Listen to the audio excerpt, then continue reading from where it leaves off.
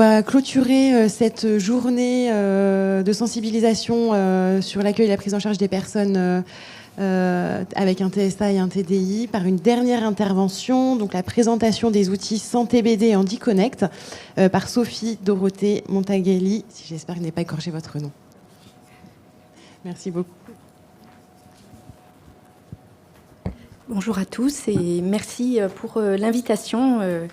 L'idée, c'est de vous parler aujourd'hui d'outils très concrets pour aider les professionnels de santé, les patients et les aidants à s'approprier des enjeux de santé et pour les patients et les aidants et à prendre soin des personnes en situation de handicap. Donc, je vais vous parler très rapidement de l'association Coactis Santé, parce souvent on connaît Santé BD, mais on ne fait pas le lien avec Coactis Santé. Donc, c'est une association qui a été créée en 2010 et dont le but, et j'allais dire l'unique but, est de rendre effective l'accessibilité aux soins et à la santé des personnes qui vivent avec un handicap, quel que soit le handicap. Alors après, on a un focus très particulier, notamment sur les personnes dyscommunicantes avec, par exemple, troubles du spectre autistique et déficience et troubles du développement intellectuel. Mais on s'intéresse aussi à tous les handicaps et on propose des solutions concrètes. Alors, je vais vous présenter rapidement notre méthodologie de travail dont le maître mot est de construire ensemble. Donc, on a un comité scientifique, éthique et pédagogique qui veille à la cohérence des contenus et qui veille aussi à ce qu'on réponde aux attentes des soignants et des patients ou de leurs représentants et de leurs représentants. On fonctionne en groupe de travail pluridisciplinaire avec des professionnels de l'accompagnement, des membres de sociétés savantes, des experts d'usage au sein desquels il y a des patients eux-mêmes. Et tout ce petit monde va travailler ensemble pour produire et valider des contenus. Et ensuite, on est preneur évidemment des retours d'usage des personnes concernées, des familles et des aidants, ainsi que des professionnels de santé. On a un comité d'experts en communication alternative et améliorée pour Santé BD et des illustratrices, avec un respect des règles de la CAA et des documents pour Santé BD qui sont bâtis selon la méthodologie du facile à lire et à comprendre. On travaille notamment avec des ESAT qui ont des bureaux d'expertise Falck et qui vont être un appui pour nous. Alors, on a donc deux solutions concrètes et gratuites et je vous expliquerai pourquoi elles sont gratuites. Donc, le premier, c'est Santé BD, vous en avez entendu parler, donc voilà l'adresse du site. Et le but, c'est promouvoir une information en santé accessible. Et on se rend compte qu'au-delà des personnes qui vivent avec un handicap, elles sont utilisées aussi, ces Santé BD, par des publics allophones ou des publics, je dirais, d'une façon générale, qui ont un faible niveau de littératie en santé. Donc, un usage plus large que l'indication initiale. Ensuite, HandiConnect, c'est une solution qui est là pour aider les professionnels de santé dans leur pratique quotidienne. Donc, on n'est pas là pour refaire ce que fait le Vidal avec des arbres décisionnels. On est vraiment là pour colliger des choses qui nous semblent, quand on dit nous, c'est les experts, hein, les comités qui travaillent pour les groupes de travail, pour colliger les éléments qui sont importants en pratique courante, qu'on soit infirmier, kiné, médecin, infirmier en pratique avancée, dans un établissement médico-social ou en libéral, voilà. Donc, leur donner des informations facilement accessibles et synthétiques, et je vous montrerai quelques exemples. Donc, c'est vraiment l'idée, favoriser la relation et le parcours de soins. Donc, les patients, ils sont bien évidemment aidés au premier plan. On va les aider, on espère les aider à comprendre et à communiquer autour de sa santé. Voilà. Les parents, les aidants, ils vont être là, et on en a parlé ce matin, ils vont avoir un support pour pouvoir aussi rassurer le patient, par exemple, avant une consultation médicale ou un soin. Et le professionnel de santé, on va l'outiller aussi pour qu'il accompagne au mieux ses patients durant une consultation. Là, on a mis une consultation médicale, mais c'est un soin aussi, quel qu'il soit. Donc le fait de promouvoir une information facile à lire et à comprendre, sur quoi est-ce que ça repose? Donc on fait des contenus simples, créés avec des experts scientifiques, des personnes en situation de handicap. Donc là, vous avez les différents types de handicap, selon la méthodologie Falk, validée. Des dessins clairs et rassurants. On a une unité graphique tout au long de nos productions, ce qui fait que les personnes s'y retrouvent au fur et à mesure des publications. Les contenus sont personnalisables, alors pas complètement personnalisables, mais on a des déclinaisons enfants, filles ou garçons, adultes. On a, depuis l'année dernière, développé aussi les personnes vieillissantes. Et je dirais que la version de base, qui est souvent longue de nos BD, ça va être la personne avec TSA, et tout est très séquencé, et rien n'empêche après de moduler, je vais vous en parler après, en utilisant la banque d'images et en se basant sur la trame Falk, de faire des supports plus adaptés pour des personnes, par exemple, qui auront un TSA, mais avec un trouble du développement intellectuel qui les pénalise, par exemple, au niveau attentionnel, et donc de raccourcir le support. Et donc, ils sont en libre accès sur le site santébd.org. Vous pouvez télécharger, personnaliser, imprimer, etc. Donc, on a plus de 90 thèmes sur la santé, dans le soin, mais aussi dans la prévention. On en a entendu parler plusieurs fois aujourd'hui de la prévention et de ne pas arriver comme pompier de service, mais de pouvoir vraiment offrir une médecine de qualité dans sa dimension de prévention aussi pour des personnes pour qui l'accès aux soins est plus compliqué. Voilà, on travaille aussi en ce moment sur la santé mentale, la fin de vie, le parcours cancer et je vous en parlerai après, on a une attention aussi particulière sur tout ce qui est la maltraitance et les violences, puisqu'on sait que les personnes qui ont un TSA avec ou sans déficience intellectuelle sont plus sujets à être victimes de maltraitance. Alors, quel est le principe en général quand il s'agit d'une consultation, un examen ou un soin? C'est comprendre ce qui se passe. À quoi ça sert? Comment ça se passe avant, pendant, après? Donc, c'est très séquencé. On fait aussi, je vous le disais, passer des messages de prévention, et on vient d'en parler, là, par exemple, avec l'activité physique adaptée, mieux manger, bien bouger, voilà. Des messages de prévention aussi dans la vie affective, relationnelle et sexuelle. Enfin, voilà, allez voir sur le site. On a beaucoup de ressources et on continue à en développer. Les formats, donc, chacun peut personnaliser. On a certaines BD qui sont traduites en langues étrangères. Il y a des vidéos sur YouTube et des posters de prévention qu'on peut proposer aussi, que vous pouvez afficher dans votre salle d'attente si vous êtes médecin hospitalier, médecin libéral ou dans le poste infirmier dans un établissement médico-social. Ça peut se faire. Alors, la banque d'images Santé BD, elle est aussi bien évidemment accessible et elle va vraiment permettre aux accompagnants, que ce soit des accompagnants professionnels ou des aidants familiaux, de construire des supports à façon pour des personnes à besoins particuliers. Donc, c'est vraiment, on travaille en partage de ressources et on peut tout à fait intégrer des dessins de Santé BD dans des outils de communication déjà existants. Alors, dans les dernières mises en ligne, on a donc réédité l'année dernière la BD Mon Docteur avec toutes ses déclinaisons. Donc, c'est la consultation en fait chez le médecin ou chez le pédiatre.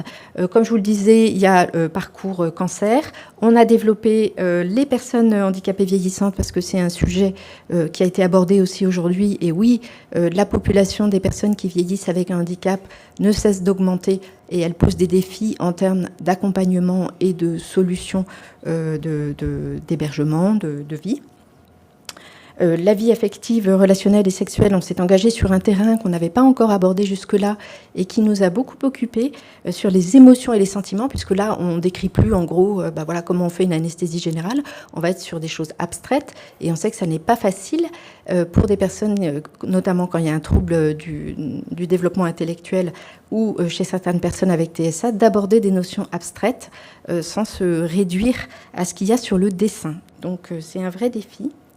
On a sorti un poster mammographie aussi. Donc là aussi, c'est toujours dans cette optique de favoriser l'accès au dépistage, aux soins courants pour les personnes qui vivent avec un handicap. Alors, côté professionnel, donc je vous disais, c'est HandiConnect.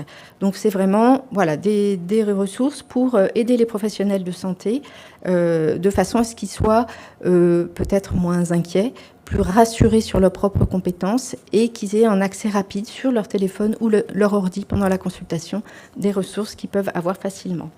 Donc les fiches conseils, par exemple, je vous ai mis à l'écran là les points de vigilance clinique associés aux troubles du spectre de l'autisme. Elles sont toujours conçues selon la même méthodologie. Donc il y a les points de vigilance, des points de prévention de surveillance, des signes d'alerte et de repérage, et on propose, en fonction des thèmes, des outils qui peuvent être téléchargés, des checklists, des courriers types, et un modèle de programme d'habituation aux soins. Par exemple, on a évoqué l'habituation aux soins, mais c'est un point sur lequel je voudrais insister. Voilà, mais je vous en parlerai après. Les réseaux d'appui aussi, sur quel réseau on peut s'appuyer quand on a un patient, je ne sais pas, avec TDAH ou voilà. La caution scientifique, bien sûr, donc ça, on l'exige à chaque fois. Et aussi, point très important, à chaque fois, on va mettre en exergue des points de savoir-faire et de savoir-être qui nous paraissent indispensables pour faciliter cet accès aux soins des personnes qui vivent avec un handicap. Donc sur le site, en fait, on navigue assez facilement. Donc on a, je crois, actuellement 82 fiches conseils. Et la navigation se fait avec plusieurs critères de recherche. Donc il y a actuellement 29 fiches disponibles autour des troubles du spectre de l'autisme. Voilà, on peut rechercher par spécialité médicale ou paramédicale. On peut rechercher par problématique ou difficulté. Voilà, et on peut rechercher par type de handicap. Voilà, donc on fait ce qu'on veut. Voilà. Alors, les fiches conseils, donc, je vous expliquais donc, comment elles sont construites. Et voilà un peu un exemple. Je ne sais pas si vous voyez très bien, ça doit être petit. Vous voyez ? Voilà, donc pourquoi j'insiste sur celle-là ? Parce qu'on parlait des consultations dédiées handicap, où il y a effectivement des modalités d'accueil qui sont conçues pour des personnes dyscommunicantes avec potentiellement des troubles du comportement importants qui empêchent l'accès aux soins en milieu courant. Mais c'est encore mieux si on peut préparer ces consultations dédiées par une habituation aux soins, si c'est effectivement, et c'est souvent le cas, un point bloquant pour la personne. Et cette habituation, elle peut être commencée à la maison, elle peut être commencée en établissement médico-social, et elle est la clé, quand on y arrive, d'un suivi au long cours de qualité. Alors bien sûr, on peut aussi recevoir en consultation dédiée sur une plateforme HandiConsult un patient qui a un problème aigu, mais les choses seront d'autant plus faciles si on a pu préparer les choses. Alors parfois ça peut prendre des mois, hein, et parfois il faut 6 mois pour que la personne accepte un électrocardiogramme, mais ça vaut le coup de le faire. Et donc on a mis à disposition cette fiche conseil pour vous donner quels sont les prérequis, comment ça se déroule et comment ça se passe au moment de la réalisation effective du soin. Et par exemple, il y a notamment une fiche téléchargeable sur comment préparer, faire une séquence d'habituation au méopa. Voilà, parce que le méopa, ça marche souvent assez bien, mais il faut quand même que la personne accepte, par exemple, le masque, hein, et puis le bruit de... Enfin voilà, il y a tout un cortège de choses que la personne doit accepter avant qu'on puisse mettre en place le méopa. Donc n'hésitez pas, voilà, c'est vraiment ce genre de choses qu'on veut mettre à disposition. Et à la fin de chaque fiche, vous avez, pour en savoir plus, où on a listé les ressources principales, voilà, qui nous paraissent intéressantes. Les dernières mises en ligne, donc personnes handicapées vieillissantes, je vous expliquais, voilà, et vous le savez, c'est un sujet d'actualité. On a écrit aussi sur les troubles de la déglutition.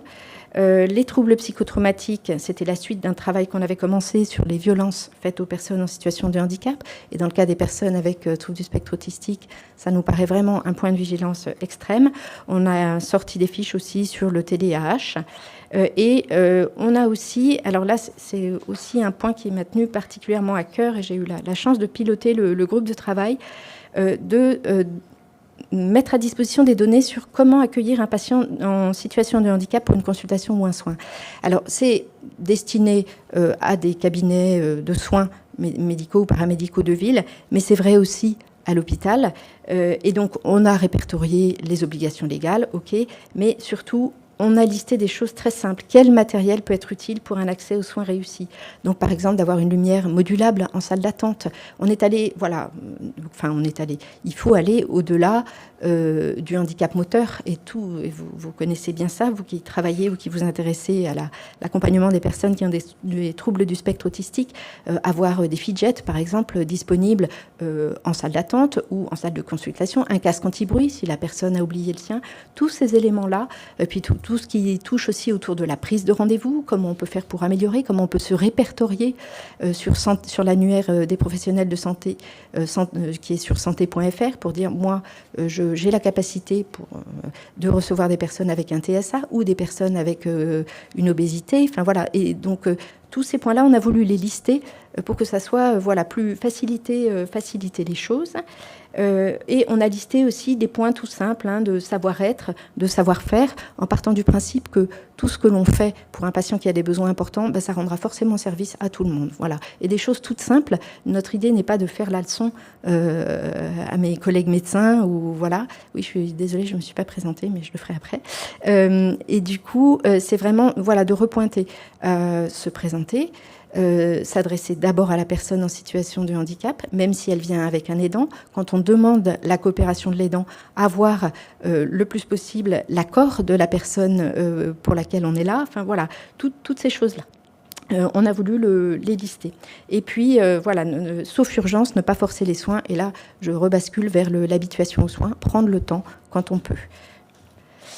Voilà, donc ça c'est à tout moment du parcours patient. Donc on a des pictogrammes qui vous permettent de vous repérer, de vous dire oui, ça, on va être dans le savoir-être. Donc n'hésitez pas à aller la voir. Et puis on a fait une sous-fiche que je ne vous ai pas mise là sur le plan financier, mais comment écoter une consultation blanche. Alors au départ, c'est les dentistes qui ont eu la cotation pour la consultation blanche. Donc une consultation blanche, c'est une consultation soit qui d'emblée sera une consultation sans examen clinique, pour que le patient s'habitue au cadre, etc. Soit une consultation qui n'était pas prévue comme une consultation sans examen clinique, mais qui doit s'arrêter du fait du handicap du patient, parce qu'il s'agite, parce que voilà. Et donc maintenant, c'est coté aussi en médecine générale. Donc on a fait une fiche annexe où il y a toute la valorisation à l'heure actuelle. Alors évidemment, ça nous demande de la mettre à jour. Ça fait partie de notre méthodologie de travail, c'est de mettre à jour nos contenus. Voilà. Donc il y a par exemple tout ce qui concerne les soins dentaires. Il y a un forfait de 300 € pour des dentistes quand ils vont en établissement médico-social. Donc tout ça, c'est des choses à connaître pour favoriser, développer l'accès aux soins et à la santé. Voilà. Alors, je voulais vous parler d'un outil, parce que j'en profite pour faire mon marché. Comme je vous l'ai expliqué, on est très sensibilisé à la question des violences. Et donc, cette année, on s'est dit, tiens, il y a une échelle qui existe et qui est utilisée dans les centres de ressources psychotraumatisme, qui est l'échelle PCLS, qui permet de recueillir d'un questionnaire pour que il y a un arbre décisionnel derrière, donc c'est destiné aux professionnels de santé, mais ça doit être rempli avec la personne concernée. Voilà, et on pose un certain nombre de questions sur des symptômes ressentis, etc. Et du coup, on s'est dit, on va la faire traduire et l'illustrer en facile à lire et à comprendre. Donc, on a produit ce document, donc je vous fais défiler rapidement à l'écran. Avec donc des illustrations pour expliquer les questions qui sont posées. Voilà, donc on s'est vraiment calqué sur l'échelle existante, telle qu'elle est validée. Voilà, donc elle se compose comme ça. Et on a remis à la fin la cotation telle qu'elle est dans l'échelle existante. Mais maintenant, nous, je vous disais qu'on est attentif à la caution scientifique, on est à la recherche d'équipes pour la faire valider. Voilà, ça ne sert à rien de faire une échelle si elle n'est pas valide. Donc, à bon entendeur, salut. N'hésitez pas à me contacter, mais je trouve que c'est vraiment un service à rendre aux personnes que de la faire valider scientifiquement. On fait également des webinaires pour les professionnels de santé. Donc, on en avait fait un sur suivi gynécologique d'une femme en situation de handicap. Voilà, le prochain, on en a fait plusieurs, mais le prochain, c'est le mardi 30 septembre. Donc, vous allez sur le site de handiconnect.fr ou vous le trouvez aussi sur le site de Coactis Santé pour en savoir plus. Alors, je vous avais dit que je vous en parlerai. Pourquoi on est en libre accès ? Parce qu'en fait, on a des financements publics et des financements de grosses mutuelles. Voilà, on s'appuie vraiment là-dessus. On est une petite équipe, on est 10 personnes. Donc, il y en a dont le sport quotidien est effectivement de créer des partenariats, de les faire vivre et de produire les bilans qui vont bien pour qu'on continue à pouvoir faire ce travail. Voilà. Et donc, vous pouvez rester informé, vous inscrire, recevoir la newsletter. J'ai quelques BD dans mon sac et des flyers. Et puis, je termine en me présentant. Voilà. Donc, je suis Dorothée Montagutelli. Je suis pédiatre, donc médecin ressource chez Coactis Santé. Et je travaille aussi dans un centre déficience intellectuelle de cause rare. Voilà. Donc, patientèle pédiatrique, du coup. Voilà. Et merci pour votre attention. Et si vous avez des questions, à votre dispo. Voilà.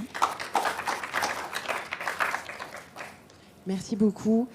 Je peux déjà vous dire que le réseau des CRA sera probablement très intéressé pour travailler avec vous sur le sujet post-traumatique, du stress post-traumatique. C'est un sujet qu'on va lancer en réflexion dans notre réseau.